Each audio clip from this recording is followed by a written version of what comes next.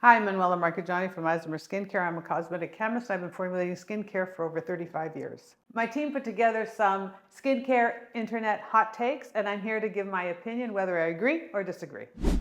Skincare is going to make old people look 30, 40, at 70 years old in the next couple of decades, and that's going to be insane.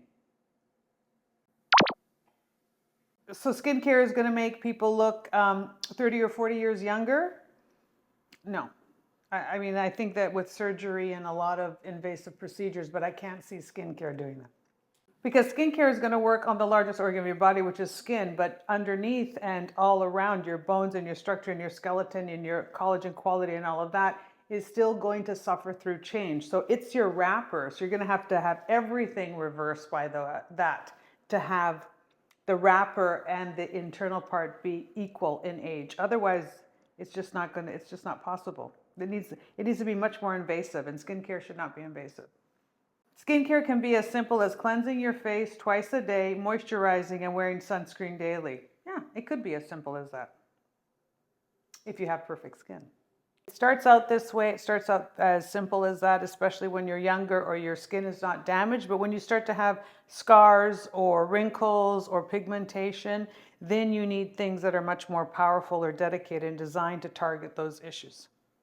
And well, because of the fact that my skin was always broken out, it was always bad, it was always super reactive, when you finally get to the point where you're able to have clear skin and skin that is more good days than bad days, it really changes your life. So just thinking that skin is just the way it is and it's unrealistic to want clear skin is not true, because your skin is a reflection of your health, of what you do, of habits, of age and stage. So it's important to have the best skin possible. It's the largest organ of your body. You want to be hygienic. You want to take care of it. It's not always going to be perfect, but striving to have a routine of being responsible for looking after your skin is important. Just having the excuse that it's never going to be perfect and therefore I don't really need to look after it is just a cop-out. Drugstore skincare is not bad, especially for the basics like cleanser, moisturizer, sunscreen. I just think that there's some brands that are not bad that are available in drugstore and department store that are very neutral. A lot of drugstore skincare is very affordable, which means that what they're going to do is they're going to find ingredients that are very cheap, and therefore they're not necessarily the best in class for that type of emulsion, for example. So you can have ingredients in skincare that are a good, better, best situation. You can have niacinamides, you can have silicones, you can have esters, fatty acids, and they are designed in different levels. Some are much more pharmaceutical levels, some are much more basic levels. So usually when you have a drugstore brand or a inexpensive product, they are using a very inexpensive type of ingredients versus ingredients that have been treated or harvested or purified in ways that make them much more nutrient dense, if you will, or much better for your skin. Unpopular opinion: if you have a good skin, you don't need to jump on the skincare bandwagon. Really? No, that is unpopular opinion for sure. Having good skin is a blessing, but you want to maintain good skin. Skin is perishable. So you do need to do something every day to take care of your skin. Just like when you want to keep something that's very fresh or vibrant, alive and looking well, you got to clean it, you got to feed it, you got to correct it, you got to protect it. So you don't have to necessarily get on a crazy routine, but you do have to get on a good, healthy routine. Well, some people have good skin because they have good genes or they've just been blessed. When you have good skin, you're lucky, right? But you still need to cleanse your skin. You still need to use an SPF every day to maintain your skin. You still need a moisturizer that is not going to strip your acid mantle, protect your skin barrier, and allow your skin to do what it needs to do. Your skincare regime is nothing without sunscreen. In fact, you're wasting your money on products if you're not protecting your skin. The sun kills all those expensive ingredients you put on your face and then goes on to cause free radicals which wreak havoc for your skin. All right, so your skincare regime is nothing without sunscreen. That's not true. There's a lot of things that you're going to do that is going to be good for your skin. Can it be better with sunscreen? Do you have a better guarantee and you have more protection? Absolutely. But saying your skincare routine is if you don't use sunscreen, you shouldn't use skincare is a big, big leap. In fact, you're wasting your money on products if you're not protecting your skin. That's true. You should be protecting your skin, but you can protect your skin in many ways. You can protect your skin with antioxidants. You can protect your skin with staying in the shade. You can protect your skin by utilizing elements in skincare that are known to stimulate collagen and elastin and help with growth factors that help with cellular communication. So those are all good things that you can do to protect your skin and protect the growth of your skin. You can exfoliate your skin properly. The sun kills all those expensive ingredients.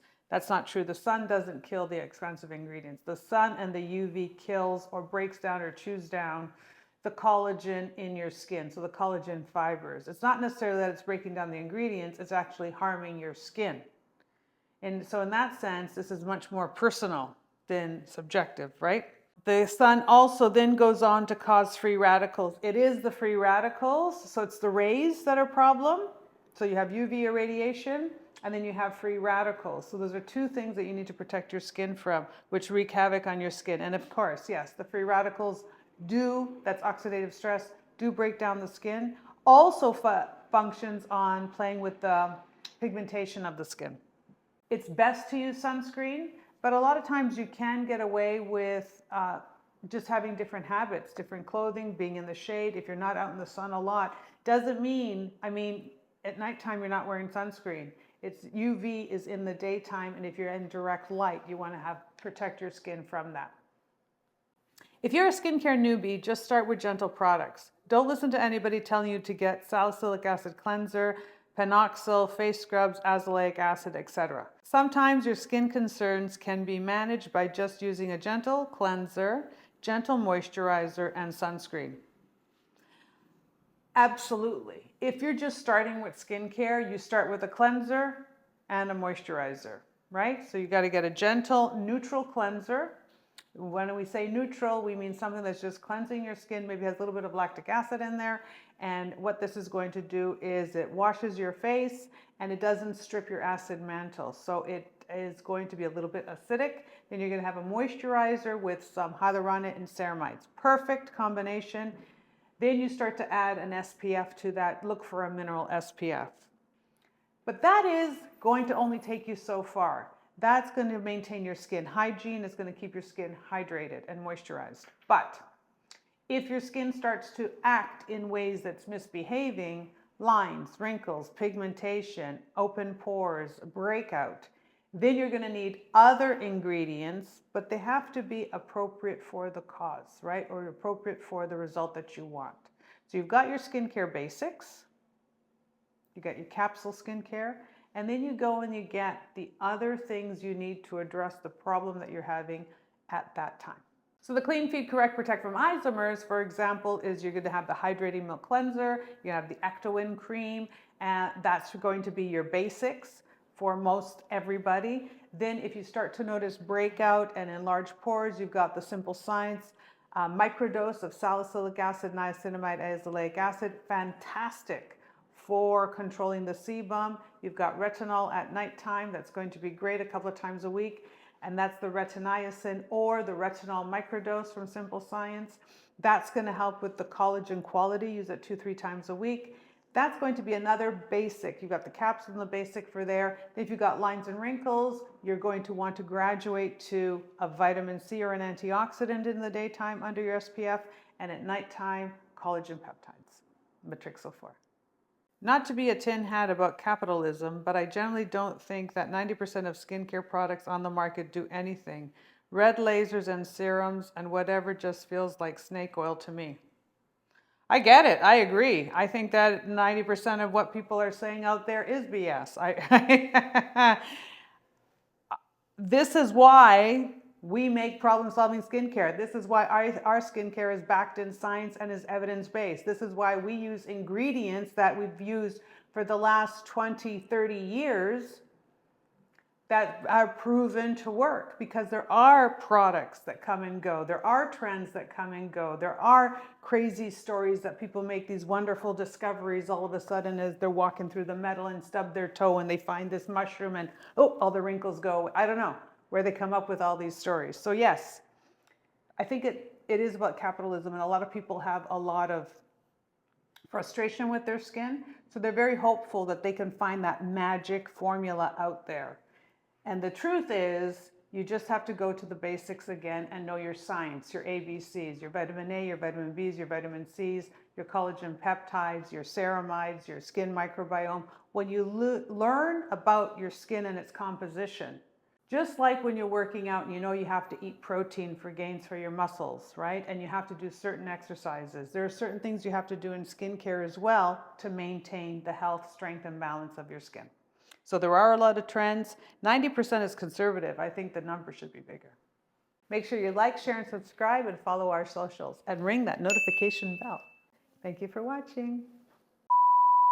My team has found the internet skincare hot takes, and I'm here to give my opinion, whether I agree or disagree.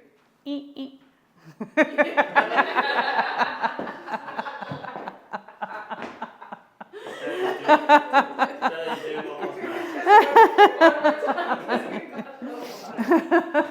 didn't like that?